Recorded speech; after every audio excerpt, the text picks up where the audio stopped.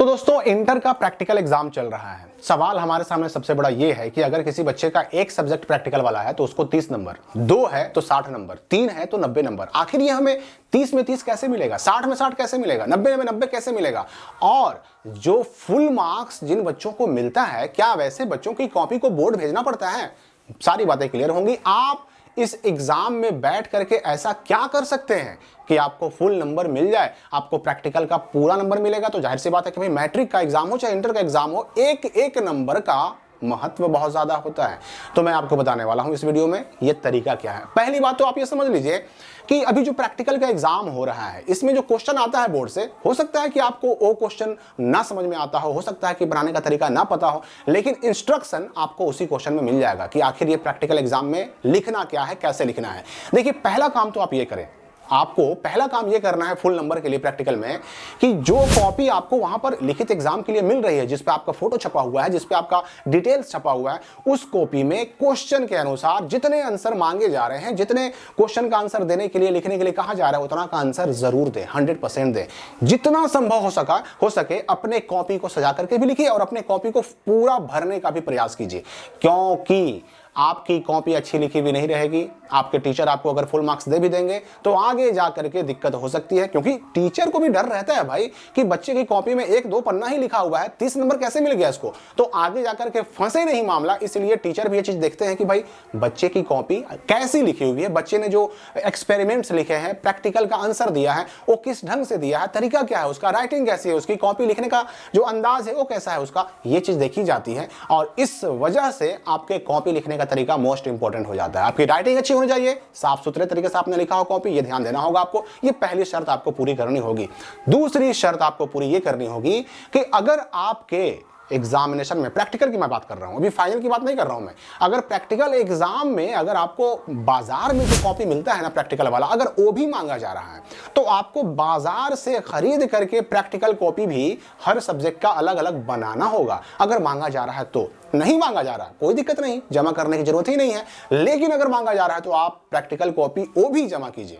यहां पर जो सेंटर पे एग्जाम हो रहा है, जो कॉपी बोर्ड से आई है, बिहार स्कूल एग्जामिनेशन बोर्ड से, वो तो बनाना ही बनाना है, उसमें तो आंसर देना ही देना है। यानी मार्केट वाला कॉपी भी अगर मांगा जाए तो उसको बना करके जरूर देना है, इसमें कोताही बिल्कुल नहीं करना है आपको। यहां पर मैं स्पष्ट कर दूं कि जो बाजार से कॉपी मिलती है प्रैक्टिकल वाली, उसको कैसे भरना है उसका भी वीडियो बना हुआ है। अब ये बच्चों को कंफ्यूजन हो रहा था कि आखिर हम बाजार वाला कॉपी जमा कहां करेंगे, क्योंकि बहुत सारे ऐसे बच्चे हैं कि जिनका प्रैक्टिकल का सेंटर उनके अपने ही स्कूल में है, और बहुत सारे ऐसे भी बच्चे हैं जिनके प्रैक्टिकल का सेंटर किसी और स्कूल में चला गया है, किसी और कॉलेज में चला गया है। देखिए, जो प्रैक्टिकल कॉपी मार्केट से खरीद के आप बनाएंगे, उसको जमा आपको जो करना होगा वो उस जगह करना होगा जहां आपका सेंटर है। अगर आपका अपने ही स्कूल में सेंटर है तो अपने ही स्कूल में जमा होगा, लेकिन अगर आपका प्रैक्टिकल का सेंटर कहीं और गया है, किसी और स्कूल कॉलेज में, तो फिर वहां जाकर के आपको मार्केट वाली प्रैक्टिकल कॉपी जमा करनी पड़ेगी। और यह भी मैं स्पष्ट कर दूं कि जो प्रैक्टिकल में नंबर देने का अधिकार है वो भी जहां आपका सेंटर गया उन्हीं को है। मतलब कि अगर आपका सेंटर प्रैक्टिकल वाला अपने ही स्कूल में है तो नंबर भी प्रैक्टिकल वाला आपके अपने ही स्कूल के टीचर देंगे, एक एक्सटर्नल एक इंटरनल,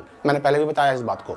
और अगर आपका प्रैक्टिकल एग्जाम का सेंटर किसी और स्कूल कॉलेज में गया है तो नंबर कौन देंगे, वहां के टीचर, उस सेंटर के टीचर देंगे, एक एक्सटर्नल और एक इंटरनल। ये आपको समझ लेना है। अब तीसरी जो शर्त पूरी करनी होगी वो डिपेंड करता है आपके टीचर्स के डिमांड पर। बहुत सारे ऐसे टीचर होते हैं कि प्रैक्टिकल में फुल नंबर देने के लिए पैसे की डिमांड करते हैं, कहते हैं कि भैया हमको 200 दो, 300 दो, 500 दो, तब हम जाकर के तुमको फुल नंबर देंगे। वो भी 30 में 30 नहीं देते, 27 देते हैं, 28 देते हैं, 29 देते हैं।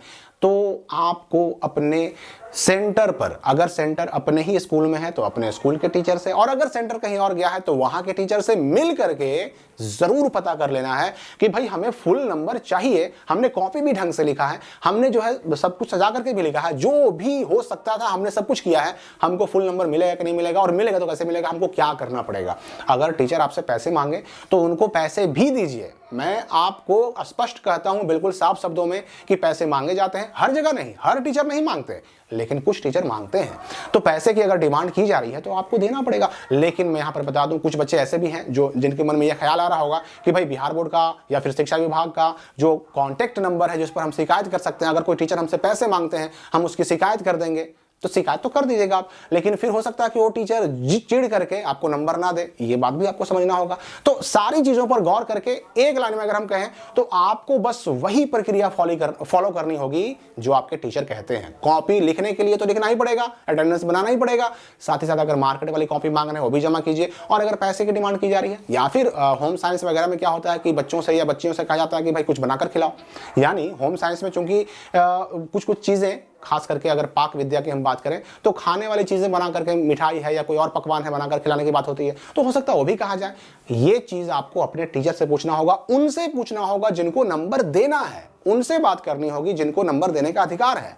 और नंबर देने का अधिकार किसको है? अगर सेंटर अपने जगह पर है तो अपने टीचर को है, और अगर सेंटर कहीं और गया है तो वहां के टीचर को है। इसलिए इस पूरी प्रक्रिया को फॉलो करें, आपको नंबर जरूर मिलेगा। 30 में 30 भी मिल सकता है, मिलता है।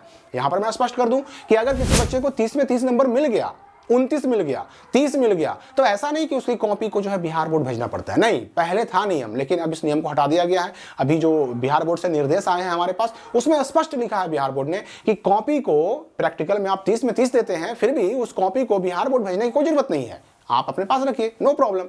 तो इसलिए 30 में 30 भी मिल सकता है, चाहे तो टीचर दे सकते हैं, लेकिन आपको उनकी बात माननी होगी, उनके बताए हुए प्रोसेस को फॉलो करना होगा। इस वीडियो के लिए फिलहाल इतना ही, हम मिलेंगे अगली वीडियो में नए अपडेट के साथ।